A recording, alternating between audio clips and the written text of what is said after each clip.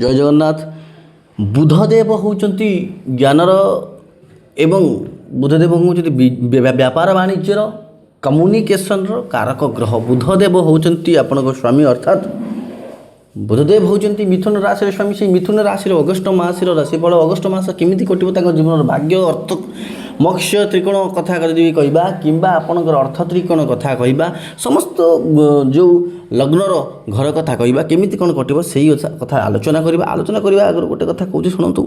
ଏହି ସମୟରେ ଆପଣମାନଙ୍କ ପାଇଁ ଶନି ମଧ୍ୟ ବକ୍ରି ହୋଇଛନ୍ତି, ଯାହାକି ଶନି ଆପଣଙ୍କର 10th ଅତ୍ୟନ୍ତ ଶୁଭ ଅନୁସାରେ ମିଥୁନ ଅର୍ଥାତ୍ ବୁଧଦେବଙ୍କର ଅତ୍ୟନ୍ତ ମିତ୍ର ଗ୍ରହ ହେଉଛନ୍ତି ଶନିଦେବ।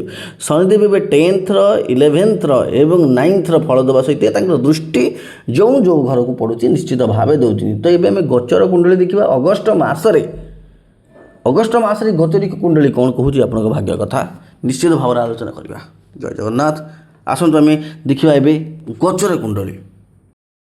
ଦେଖନ୍ତୁ, ଆପଣମାନଙ୍କୁ ଗୋଟେ କଥା ମୁଁ କହିବାକୁ ଚାହେଁ, ଆପଣଙ୍କର ଲଗ୍ନ ଭାବରେ ଅର୍ଥାତ୍ ବୁଧ ଲେଖାଯାଇଛି। ଯେଉଁମାନଙ୍କର ବୁଧ ଦେବଙ୍କ ରାଶି ଅର୍ଥାତ୍ ଯେଉଁମାନଙ୍କର ବି ମିଥୁନ ଲଗ୍ନ ମିଥୁନ ରାଶି ହୋଇଥିବ, ସେଇମାନଙ୍କ ପାଇଁ ଏହି ଗୋଚରିକ କୁଣ୍ଡଳୀର ଫଳାଫଳ ନିଶ୍ଚିତ ଭାବରେ ପଡ଼ିବ। ଆମେ ଯଦି ପ୍ରଥମେ ଆପଣଙ୍କର ସ୍ୱାସ୍ଥ୍ୟ କଥା ଆଲୋଚନା କରିବା, ଲଗ୍ନକୁ ଆମେ ସ୍ୱାସ୍ଥ୍ୟ କଥା କହୁ। ଲଗ୍ନ ହେଉଛି ଆପଣଙ୍କର ସ୍ୱାସ୍ଥ୍ୟ, ଷଷ୍ଠ ଘର ହେଉଛି ଆପଣଙ୍କର ରୋଗ, କିନ୍ତୁ ଏଇଟା ହେଉଛି ଆପଣଙ୍କର ସ୍ୱାସ୍ଥ୍ୟ ଘରର ସ୍ୱାମୀ ହେଉଛନ୍ତି ବୁଧଦେବ, ନିଜେ ସ୍ୱାସ୍ଥ୍ୟ କ୍ଷେତ୍ରରେ ବସିଛନ୍ତି ଲଗ୍ନରେ ବୁଧ। ତ ଇଏ ଗୋଟେ ପ୍ରକାର ଆପଣଙ୍କର ଦେଖିବେ ଏଇ ସମୟରେ ଆପଣ ସ୍ୱାସ୍ଥ୍ୟର ଯେଉଁ ପୁନରୁଦ୍ଧାର ଯଦି ଆମେ କହିବା, ସ୍ୱାସ୍ଥ୍ୟ ଆପଣଙ୍କର ବହୁତ ଖରାପ ଯଦି ଥିଲା, ନିଶ୍ଚିତ ଭାବରେ ଆପଣମାନଙ୍କ ପାଇଁ ସ୍ୱାସ୍ଥ୍ୟରେ ସୁଧାର ଆସିବ। ଯେହେତୁ ମଙ୍ଗଳ 12ତମ ଘରେ ବସିଛନ୍ତି, ଏଇଠି ଷଷ୍ଠ ଘରର ସ୍ୱାମୀ, ବ୍ଲଡ଼ ପ୍ରେସର, ରକ୍ତଜନିତ କିମ୍ବା ଆକ୍ସିଡେଣ୍ଟ, ଛୋଟ ମୋଟ ଆକ୍ସିଡେଣ୍ଟର ଯୋଗ ମଧ୍ୟ ରହୁଛି, ଯେଉଁଟାକି ଯେତେବେଳେ 5 ତାରିଖ ପରେ ଯେତେବେଳେ ବୁଧ କ୍ରସ୍ କରିବେ ଲଗ୍ନର ଘର ଉପରେ। ଏବେ ଆମେ ଆପଣଙ୍କର ଅର୍ଥ ତ୍ରିକୋଣର ଅର୍ଥ କଥା ଆଲୋଚନା କରିବା, ଯେଉଁଟା ସମସ୍ତଙ୍କ ପାଇଁ ଅତ୍ୟନ୍ତ ଗୁରୁତ୍ୱପୂର୍ଣ୍ଣ। ଦେଖନ୍ତୁ, କିଛି ଦିନ ହେଲା ମିଥୁନ ରାଶିରେ ଯେତେବେଳେ ମୀନ ରାଶିରେ ଶନି ସଞ୍ଚାରଣ କରିଲେ, ଶନି ସଞ୍ଚାରଣ ପରେ ଆମର ମିଥୁନ ରାଶିଙ୍କ ପ୍ରତି ମଧ୍ୟ ନିଶ୍ଚିତ ଭାବରେ ବହୁତ କିଛି କର୍ମରେ ବାଧା ଆସିଛି।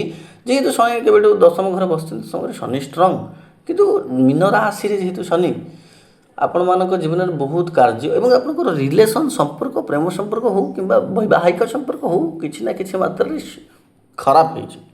କାହାଙ୍କର ମଧ୍ୟ ବହୁତ ବଢ଼ିଆ ହେଇଛି, ଯେଉଁମାନଙ୍କର ବୃହସ୍ପତି ଶନି ଉଚ୍ଚରେ ଥିବେ। ତ ଅର୍ଥ କ୍ଷେତ୍ରରେ ସୂର୍ଯ୍ୟ ଆଉ ଗୁରୁ ରହିଲେ ଏବଂ ଏଠି କର୍କଟ ରାଶି ହେଉଛନ୍ତି ସ୍ୱାମୀ। କର୍କଟ ରାଶିର ଅଧିପତି କିଏ? କର୍କଟ ରାଶିର ଅଧିପତି ହେଉଛନ୍ତି ନିଜେ ଚନ୍ଦ୍ରଦେବ। ଚନ୍ଦ୍ରଦେବଙ୍କ ସାଥିରେ ରାହୁ ରହିଲେ ଆପଣଙ୍କର ଭାଗ୍ୟ ଭାବରେ। ତ ଇଏ ଗୋଟେ ଆପଣଙ୍କ ପାଇଁ ପ୍ରୋବ୍ଲେମର ସ୍ରୋତ। ଆପଣଙ୍କ ଭାଗ୍ୟ ଏବେ ଆପଣଙ୍କୁ ସାଥ ଦେବନି। ହାଲାକି ଶନିଦେବଙ୍କ ରାଶିରେ ରାହୁ ଷ୍ଟ୍ରଙ୍ଗ, ଶନିଦେବଙ୍କର ବକ୍ରିର ଫଳ ମଧ୍ୟ ଏଇଠି ପଡ଼ିବ। ଏଇଠି ଶନିଦେବଙ୍କର ଦେଖନ୍ତୁ, ଏଇଠି ଶନିଦେବଙ୍କର ବକ୍ରିର ଫଳ ମଧ୍ୟ ଆପଣମାନେ ଦେଖିବେ ପଡ଼ିବ। ତ ଗୋଟେ ପ୍ରକାର ଆପଣମାନେ ଦେଖନ୍ତୁ, ସେଇ ଟାଇମ୍ରେ ଆପଣମାନଙ୍କର ଭାଗ୍ୟ ଆପଣଙ୍କୁ ସାଥ ନ ଦେଇପାରେ, କିନ୍ତୁ ଆପଣ କର୍ମ ନିଶ୍ଚିତ ଭାବରେ ଆପଣମାନଙ୍କର କର୍ମ ଆପଣ କରି ରହିବେ, ଯେହେତୁ ଆପଣଙ୍କ ଶନି ଦଶମରେ। ଏବେ ଆଲୋଚନା କରିବା ଆପଣଙ୍କର ସୁଖର ଘର କଥା।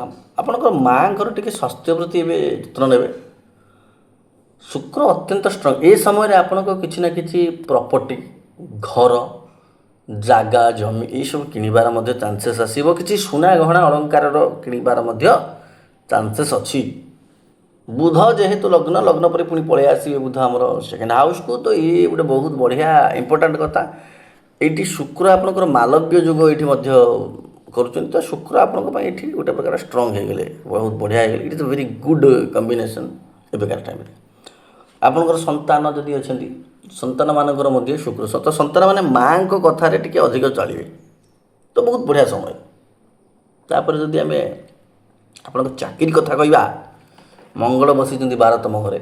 ଯେଉଁମାନେ ବିଦେଶ ଜନିତ ଚାକିରି ଭିଜା ପାଇଁ ଆପ୍ଲାଏ କରୁଥିଲେ, କି ଯେଉଁମାନଙ୍କର ୟୁଟ୍ୟୁବ୍ କି ଯେଉଁମାନଙ୍କର ଡଲାର ୱାଇଜ୍ ଯେଉଁମାନଙ୍କର ଇନକମ୍ ହେଉଥିଲା, କୌଣସି ପ୍ରକାର ବି ବିଦେଶରୁ ଇନକମ୍ ହେଲା ଭଳିଆ ଜିନିଷ ଯଦି ଥିବ, ତାଙ୍କ ପାଇଁ ବହୁତ ବଢ଼ିଆ। କିନ୍ତୁ ଯେଉଁମାନଙ୍କର ମେଡ଼ିକାଲ ଫିଲ୍ଡରେ ଯେଉଁମାନଙ୍କର ଆକ୍ଚୁଆଲି ଜବ୍ କରିବା ପାଇଁ ଟାର୍ଗେଟ୍ ଅଛି, କିମ୍ବା ନର୍ସିଂରେ ହେଉ କିମ୍ବା ଓକିଲାତି ହେଉ आमे जदि देखिबा गोटे प्रकार लोन प्रोवाइडर जो माने इंश्योरेंस एजेंसी माने एमान बेसिकली जो माने मिडिल मैन एवं लॉयर हूँ कौन लॉयर हूँ गोटे प्रकार मिडिल मैन ना तांको पाई बहुत बढ़िया जो मैंने डॉक्टर हवा को चेष्टा कर समय पढ़ा जो मैंने चेष्टा कर बहुत बढ़िया समयटा यहाँ आम रिलेशनशिप कथा कहवा रिलेशनशिप ये समय रे 5 तारिख पर आपण मानक बहुत बढ़िया आसो 5 तारिख पर सब जिनस पॉजिटिव आसो देखा जाउची बृहस्पति आपण मानक अत्यंत शुभ आकार रे बहुत बढ़िया भाव में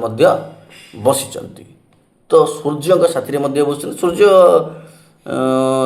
मंगल पड़े क्रॉस करेंगे सूर्य भी गोचर क्रॉस करेंगे जानते आप सूर्य मंगल एम बहुत अल्प अल्प दिन शनि बहुत लेट जाए बसते तो शनि कथा अलग कि जो मंगल एम मासिक गोचर फल एत आम कहवा नहीं कथा गोटे बढ़िया जिनस आप हम अर्थ आप सरकारी स्तर किसी पाइबार जुग निश्चित भाव में एवं चंद्रदेव जेहेतु राहु सहित बसन किसी ना किसी मात्रा भाग्य आपंकर उत्थान पतन आस हाँ जो मान जातक चंद्र और राहु स्ट्रंग थे बलियान थे शनि स्ट्रंग थे बृहस्पति स्ट्रंग थे ए समय भाग्य बहुत साथ देव एवं राहु बहुत बढ़िया काम देव अत्यंत शुभ काम देव एवं निश्चित भाग में भाग्य उत्तरतर उन्नति आप बहुत उन्नति हम ये बकरी समय भी उन्नति हम जदि आप जातक राहु और चंद्र और शनि स्ट्रंग था ताको आपण निज जातक खोलिए आपण जातक खोलिकी चंद्र कौटी बसी देखिए राहु कौटी बस देखिए कौ राशि बसी देखिए कौ डिग्री बस देखिए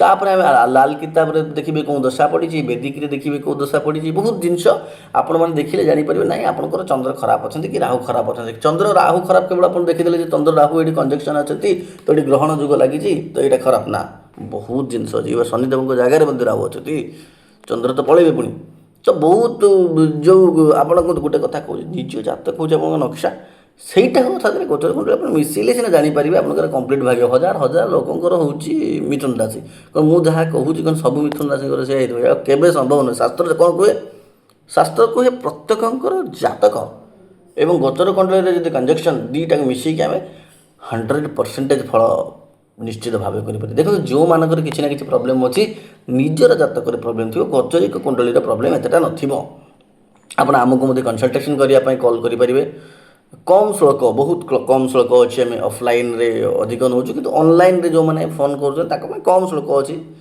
आउ हाँ गोटे कथा निजर एक्जाक्ट जन्म तारीख जदि अच्छी दिंतु निजर एक्जाक्ट टाइम हस्तरेखा होची किंतु जदि कहाँकर जन्म समय जन्म टाइम टिके गड़बड़ अच्छी अर्थात से निजे भी कन्फ्यूज तो काइंडली एक्चुअली आमको आप फोन करतुनि आम माने 100% जोटा आपणकर गोटे प्रकार 100% आपर जोटा फायदा हम से कथा ही निश्चित भाव कहूँ तो गोटे प्रकार यही मासरे आपर कर्मक्षेत्र में किंतु आपणकर बहुत उन्नति अच्छी निश्चित भाव में कर्मक्षेत्र में आपण मैंने देखिए ये समय कर्मक्षेत्र में आपण मानकर गोटे एमती टाइम आसो आप कर्म करने को पछेबे पछ घुंचा देवे तो ये बहुत भल टाइमटा किंतु गोटे प्रकार आप निज जातक देखिए शनि शनि जब स्ट्रंग थे आप जातक it is a very good time Chandra Rahu जब थे बहुत भल थे it is the best time for you भाग्यपाई आ हाँ टे गाड़ी जिते चलाऊँ धीरे चलाऊँ मंगल 12th हाउस अच्छा ना